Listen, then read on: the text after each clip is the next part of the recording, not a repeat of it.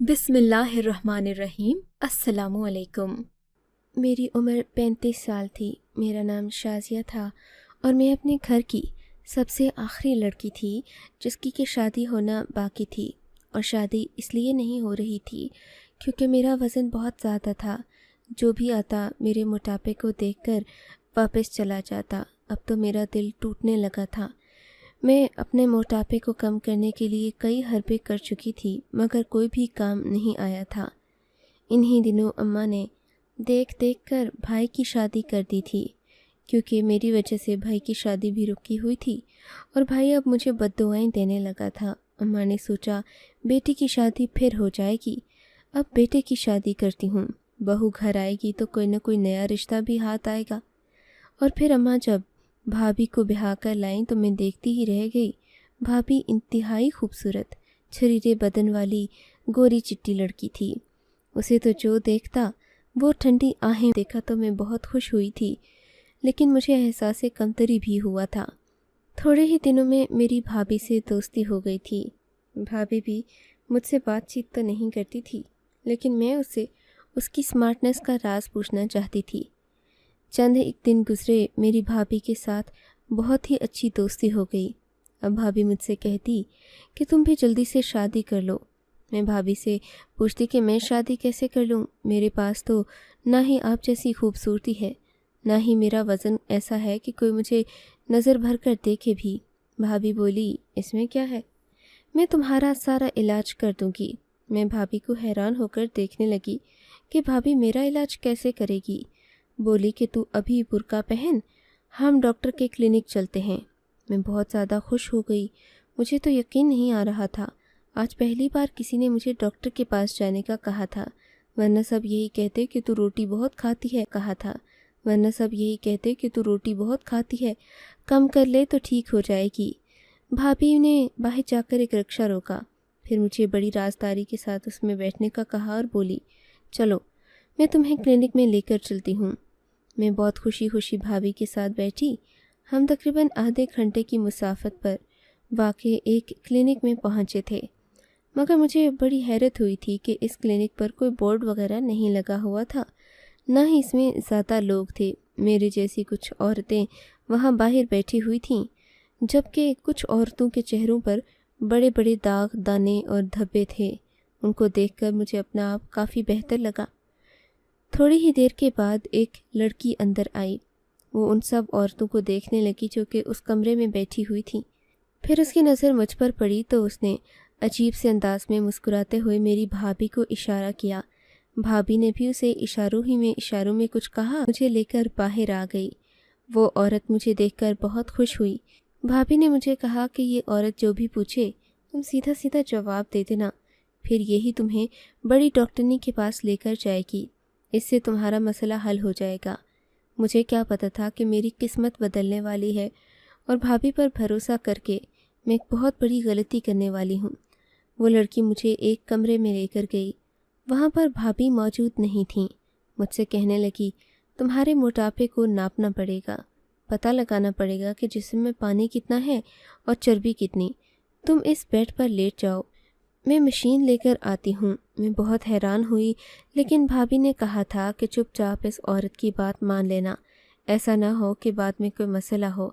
मैंने फ़ौरन ही बेड पर लेटकर उसके कहने के मुताबिक आंखें बंद कर लीं। उसके बाद अल्लाह जाने क्या हुआ, मैं नहीं जानती। कुछ ही देर गुजरी थी कि आवाज़ सी आने लगी। शायद वो औरत कमरे में दाखिल हुई थी। बस फिर क्या था, मेरी आंखों पर किसी ने पट्टी बांधी। मुझे बहुत डर लग रहा था क्योंकि भाभी भी आसपास नहीं थी। पट्टी बांधने के बाद मुझे कुछ पता नहीं चला। फिर जब मेरी पट्टी खोली तो मैं बिल्कुल वैसी की वैसी ही थी। मुझ में कोई तब्दीली नहीं आई थी और ये अमल तकरीबन 5 से 7 मिनट का था। अलबत्ता मुझे अपने पूरे जिस्म में जलन सी महसूस होने लगी। मैंने उस औरत से पूछा कि ये क्या था, मेरे साथ तुमने क्या किया है। बोली कि मैंने तुम्हारा अल्ट्रासाउंड किया है। इसमें हैरानगी वाली कौन सी बात है। अल्ट्रासाउंड, मेरे दिमाग में फिर से बातें फिरने लगीं।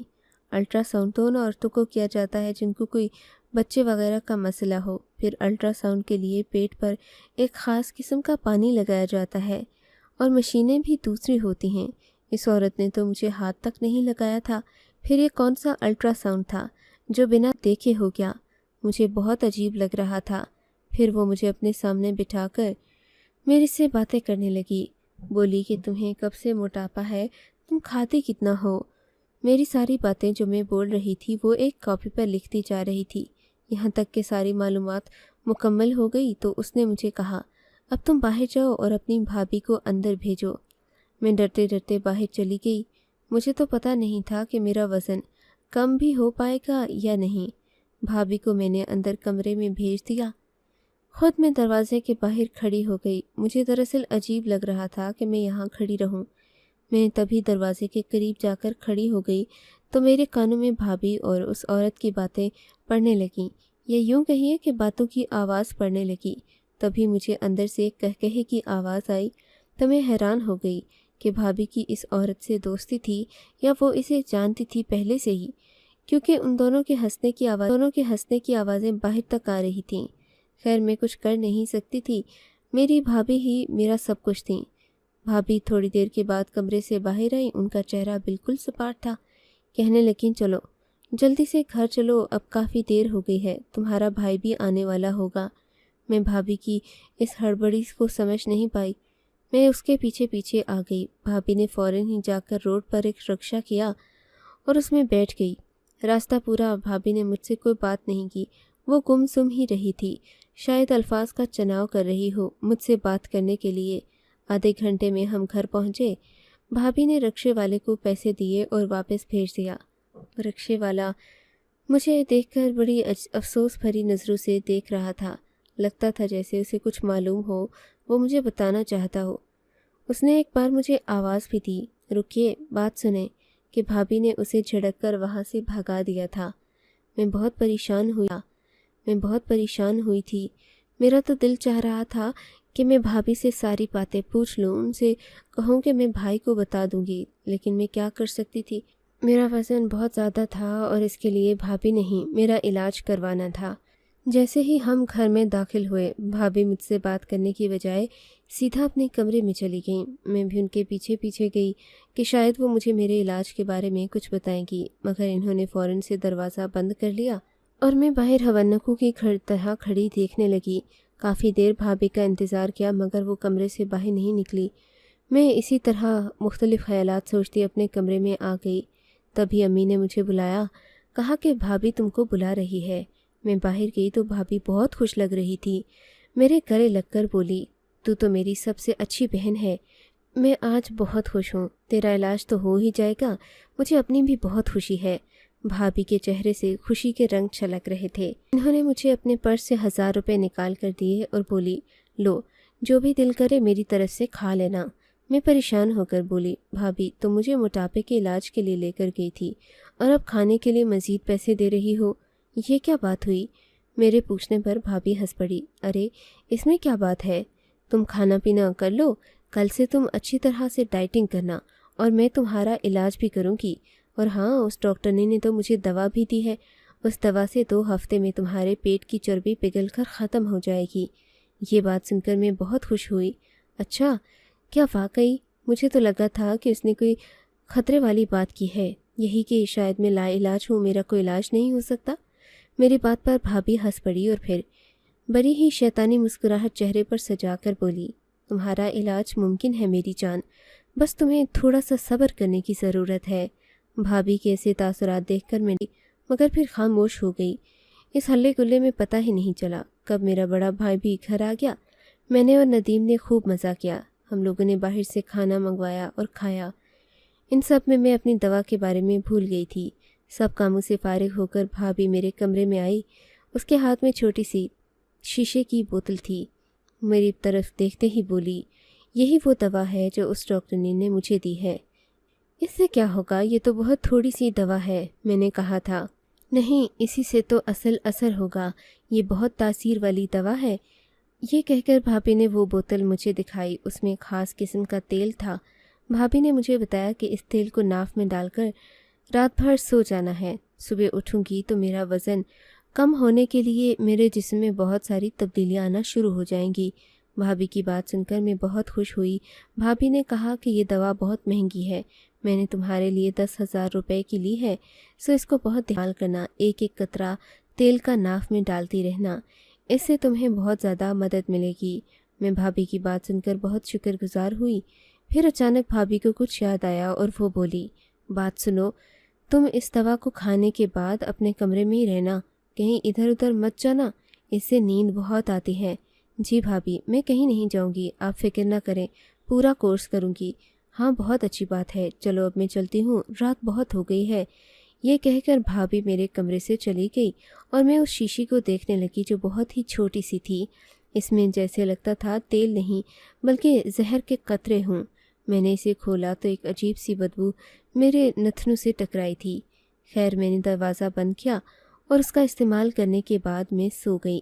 مجھے اس رات بہت گہری نیند آئی تھی، کافی دیر میں سوتی رہی، بالکل ایسے جیسے کوئی بے ہوش سوتا ہے۔ صبح کے تقریباً 10 بجے اماں نے میرا دروازہ زور زور سے بجایا۔ اماں کی دستک سن کر میں بھی بہت زیادہ ڈر گئی تھی، کیونکہ ایسا پہلے کبھی نہیں ہوا تھا۔ اٹھتے ہی میری نظر گھڑی پر پڑی تو میں حیران رہ گئی تھی کہ صبح کے 10 بج رہے تھے، حالانکہ ایسا ہونا نہیں چاہیے تھا۔ میں صبح کے 10 بجے تک آج تک کبھی نہیں سوئی تھی۔ میں نے ہمیشہ اپنی زندگی میں منظم زندگی گزاری تھی۔ پھر جیسے ہی میں نے دروازہ کھولا تو اماں مجھ پر نظر پڑتے ہی پریشان ہو کر مجھے دیکھنے لگیں۔ ارے بیٹی، کیا ہوا؟ تم تو بہت جلدی اٹھ جایا کرتی ہو، آج ایسی کیا بات ہو گئی؟ امی کے کہنے پر میں واقعی خود کو حیرت سے دیکھنے لگی۔ میرے جسم سے بھی بدبو آ رہی تھی۔ مجھے لگا جیسے میں کسی کیچڑ بھرے بازار میں سوئی ہوں، کیونکہ میرے کپڑوں سے بھی عجیب قسم کی بدبو آ رہی تھی جسے سونگھا نہیں جا رہا تھا۔ وہ تو شکر ہے کہ اماں نے اس بدبو کو محسوس نہیں کیا۔ میں ناشتے پر جانے سے پہلے نہانے کے لیے اپنے کمرے میں چلی گئی۔ نہا دھو کر باہر نکلی، اپنا آپ تر و تازہ محسوس ہوا۔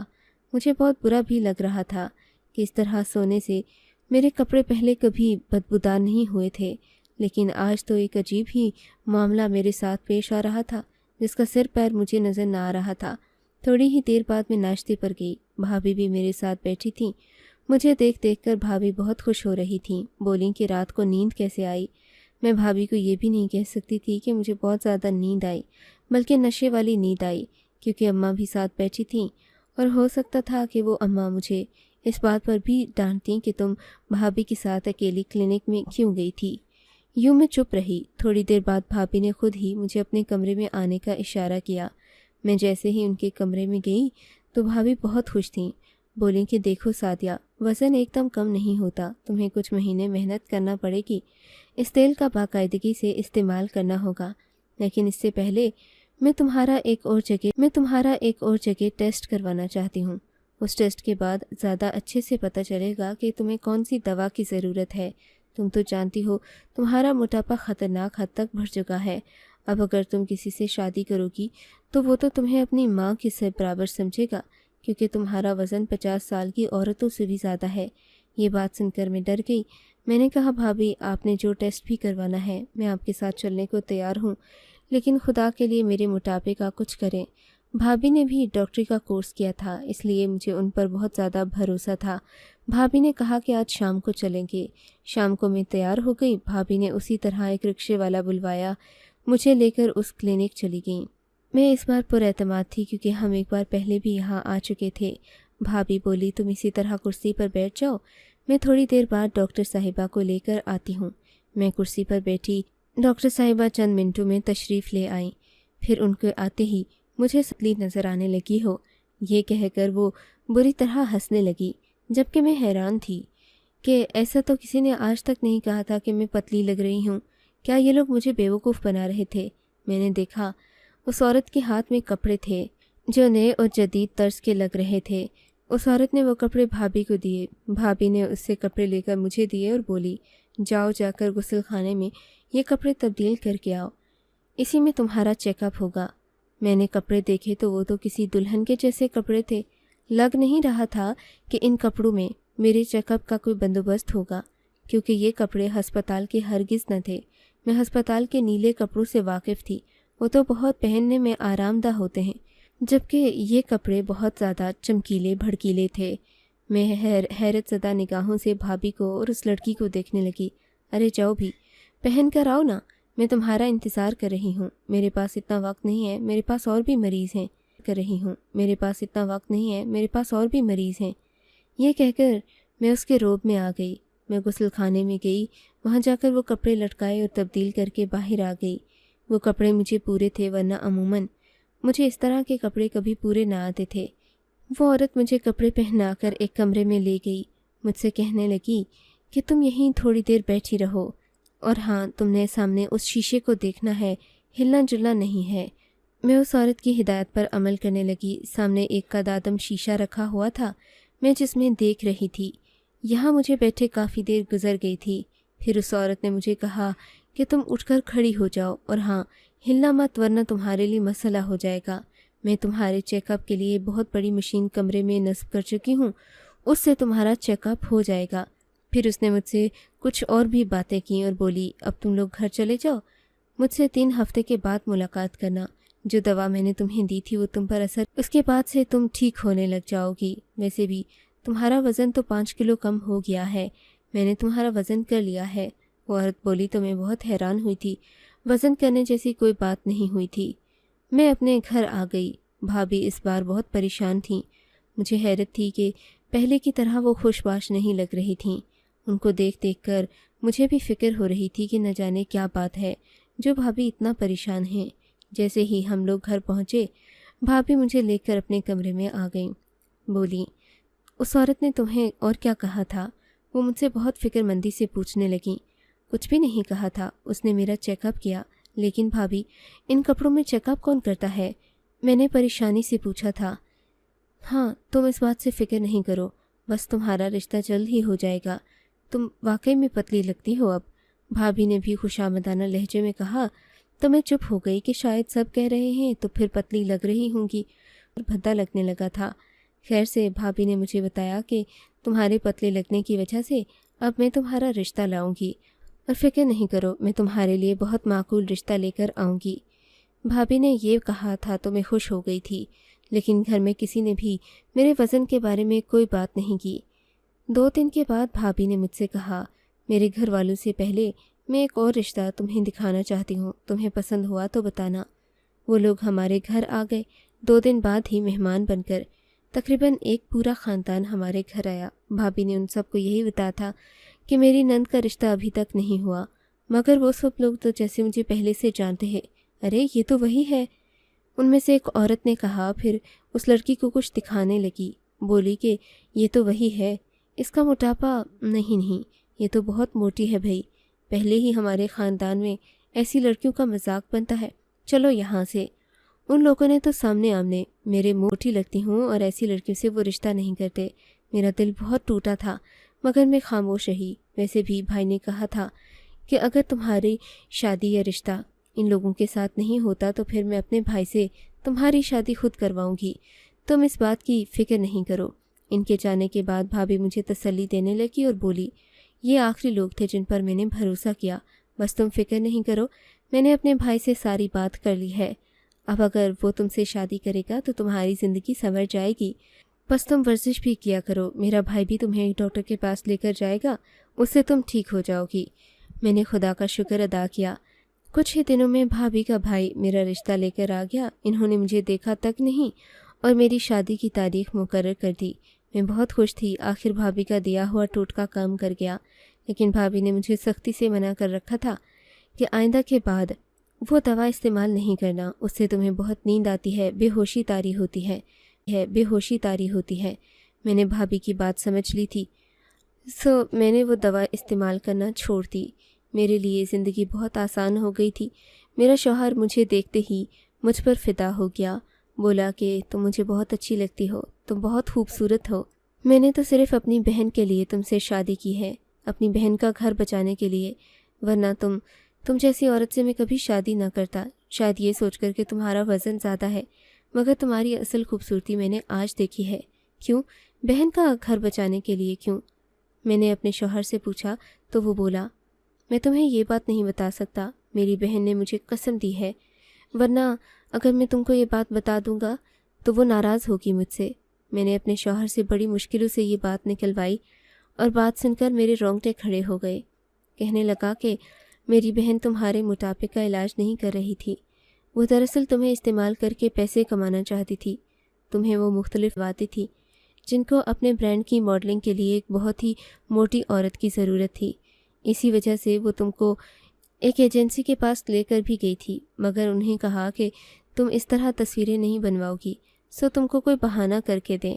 کچھ عرصہ تو اس نے یہ سلسلہ چلایا، ایک دو تصویریں تمہاری رسالے میں بھی چھپ گئی تھیں، لیکن اس بات پر تمہاری بھابھی بہت پریشان ہوئی کیونکہ تم مشہور ہونے لگی تھی، اور یہ بات اگر تمہارے بھائی کو پتہ چل جاتی تو وہ میری بہن کو طلاق دے دیتا۔ بس اسی لیے اس نے تمہاری شادی کا بندوبست مجھ سے کر دیا۔ میرا شوہر یہ کہہ کر تو خاموش ہو گیا۔ میرے ذہن میں آندھی طوفان کی طرح پچھلے گزرے واقعات چلنے لگے۔ میں سوچ بھی نہیں سکتی تھی کہ بھابھی مجھے اپنے پیسوں کے حصول کے لیے استعمال کرے گی، کیونکہ وہ بھی ایک معقول گھرانے سے تعلق رکھتی تھی۔ لیکن اچھی بات یہ تھی کہ اس نے اپنے نقصان کا ازالہ کر دیا تھا، اپنے بھائی سے میری شادی کا بندوبست کر دیا تاکہ میں زمانے بھر میں ذلیل و رسوا نہ ہوں۔ اب میں بھی اسے کچھ کہہ نہیں سکتی، میرے شوہر نے مجھے قسم دی ہے، ورنہ بھابھی میرے سامنے بہت شرمندہ ہوگی۔ آپ کو اگر یہ کہانی اچھی لگی ہے تو اس ویڈیو کو لائک کیجیے، اور اس طرح کی مزید کہانیاں سننے کے لیے ہمارے چینل کو ضرور سبسکرائب کیجیے۔ کہانی سننے کا شکریہ۔ آپ سے ملاقات ہوگی اگلی ویڈیو میں، تب تک کے لیے اللہ حافظ۔